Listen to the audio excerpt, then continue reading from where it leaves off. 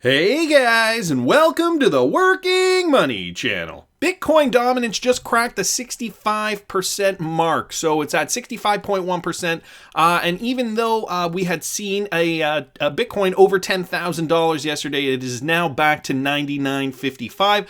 That's okay. XRP was up over 32 cents, and now it's back down to 0.314. All right, let's take a quick look at the Bitcoin charts. So yesterday, after we saw Bitcoin increase, topping out at roughly 10,100, it is now down here. So we saw a big move up yesterday, and now a little bit more of a correction. But guys, this is the beginning of an uptrend, I believe. Okay, it was hugging this level for a while. I erased this demand zone down here, but it was hugging this level, and then we saw steady movement upward. The next zone we must pierce through is this one here. So it would be between 10,007 and about 11,001, give or take. And if we can pierce through that, we will start seeing higher highs, in my opinion.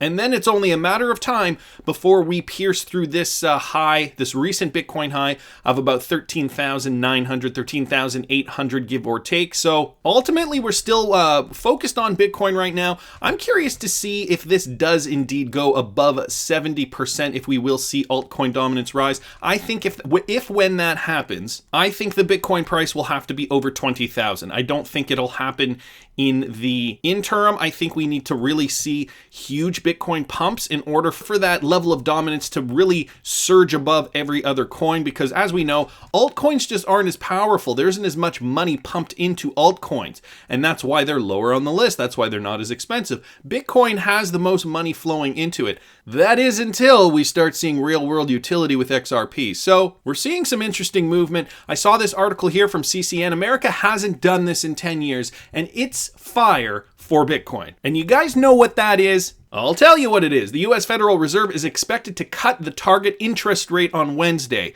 for the first time since the global financial crisis a decade ago. This policy shift is gasoline for Bitcoin. And so this article was written, I guess a couple of days ago here. Oh, no, it was yesterday, the 31st. And indeed, the Fed did cut the interest rate. So as you can see from a few Google articles here, it talks about that just happening recently. U.S. Fed cuts interest rates as expected, leaves door open for more. Trump says Federal Reserve Chief Powell let us down after interest rate cut, so on and so forth. So the point is, it did happen. And how will this cause fire for Bitcoin? Well, to cut rates, the Federal Reserve will have to increase the supply of US dollars, thus cannibalizing its value. It's a stark reminder that fiat money can be manipulated at will by central banks. Bitcoin cannot.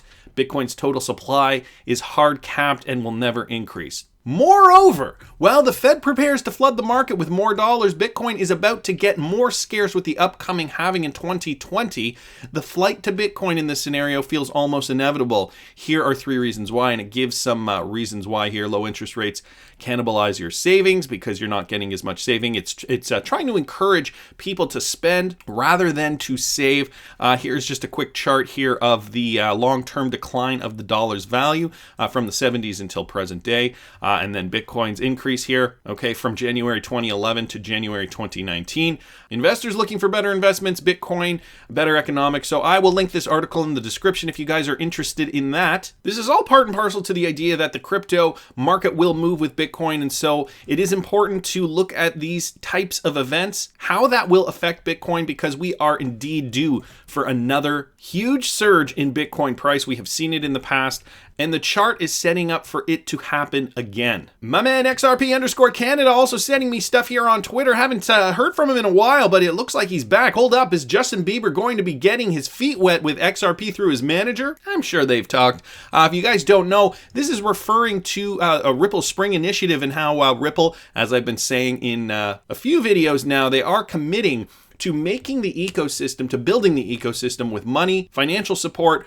They have committed hundreds of millions of dollars to support the ecosystem to create a better world for the XRP token to thrive in. And one such investment is the Raised in Space project, which has to do with Scooter Braun, who is indeed famously the person who discovered Justin Bieber, also his manager, and I believe he manages Ariana Grande as well. What he wants to do is help artists monetize their own content through micropayments, and so that's what the Raised in Space initiative is all about.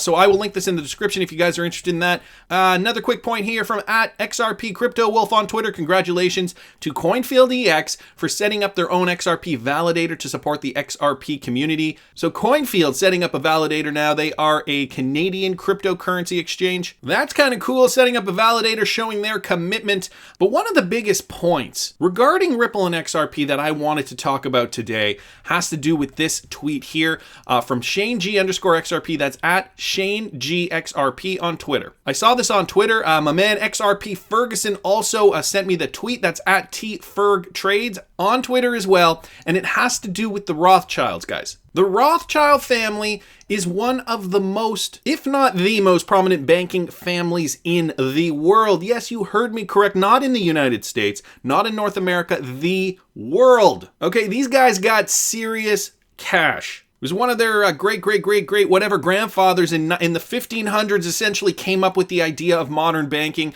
and they have just made copious amounts of money since then. If you can think about somebody in your family who was born in the 1500s, came up with a business idea, and because of that ancestor in the 1500s that you have never met, you personally are worth billions and billions and billions of dollars. That's basically this family here. So what I want to show you today is quite interesting. This originally from XRP Darren, so @Fame21more on Twitter, did the research, did the deep dive. Okay, and this isn't new news by any means, but I did want to bring this up, especially, you know, when the XRP chart is looking like this and you're feeling down, because guys, we're going to see these vacillations in movement. We're going to see XRP go up and down and up and down.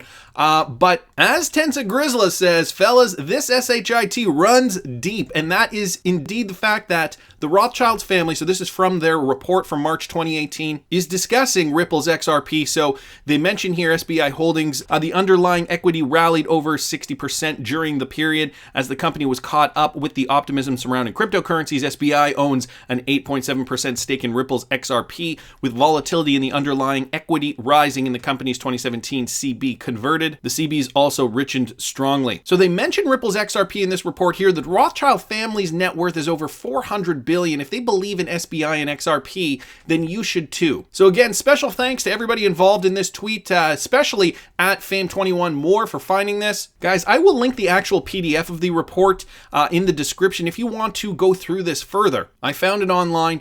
But you know what I really found interesting? The fact that, you know, there's been, and I could have sworn I read this months ago, like maybe almost a year ago, that the Rothschild families do own many of the central banks around the world. I looked it up on Google, and there were many articles pertaining to that. And what I'm going to say next, by the way, speaks to the clout that the Rothschild family has. Okay, I looked it up again, Rothschild central banks, and all I could find was people discussing that there have been conspiracy theories going around that the Rothschilds own central banks. That's all I can find. I mean, I didn't do a huge deep dive, but this is the first page of Google, and I know last time I did this, it would have been on the first page of Google. So to me, it's ironic because it speaks to the power, at least in my opinion, unless it was all in my head, although I don't think it was. I'm fairly good at remembering significant details like this. Could the Rothschild family have wiped the internet clean of all this evidence pointing to the fact that they own most of the world's central banks?